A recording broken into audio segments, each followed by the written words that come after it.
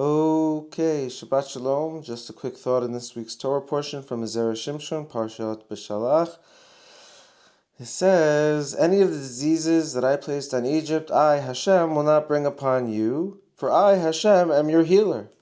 So we ask a few questions. We're like, wait a minute, we still getting diseases, Hashem. What's going on over here?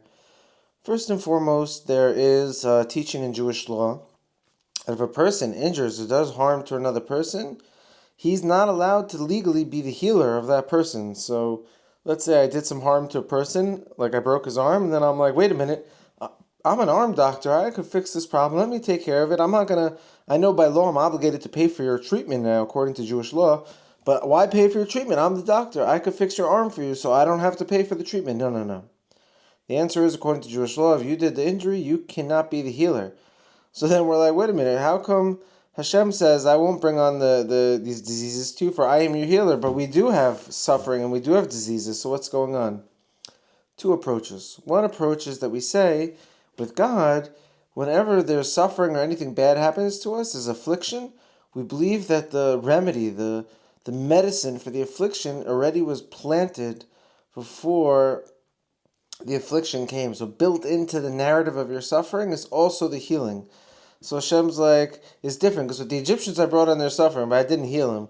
With you guys, there's got to be suffering, but unlike the Egyptians, there will be healing. I will have the healing for you. And another way we look at it, which also is complementary to the first way, is that when we have suffering in our life, guess what? It's not called suffering.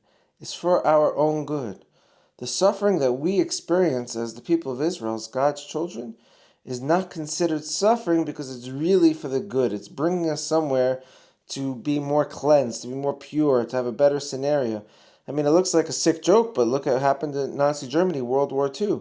Right from there, we had the state of Israel. We came right here. It was like the solution of our healing was built into the suffering. Now, people could say, what kind of sick God does a Holocaust? And I'd say, maybe the type of God who put us in a dream world simulation where there's respawn, where you come back as reincarnations. Maybe it's not so serious. People who died in the gas chambers, they're born as little kids now who have front row seats in Jerusalem to the third temple. Who knows what's going on? But whatever it is, God's like, I am your healer. So don't take it personal when you're suffering. Don't get down on yourself when you're suffering. You think God's not with you. Not only God's with you, He's prepared a way out of the suffering, and the suffering your experience isn't even considered suffering. It's considered like a spiritual atonement, like refining. We're all good. With this, we should have ultimate faith. Always believe God's with us, even in our suffering. And when we're suffering, know that there's a solution. We will get out. Shabbat Shalom.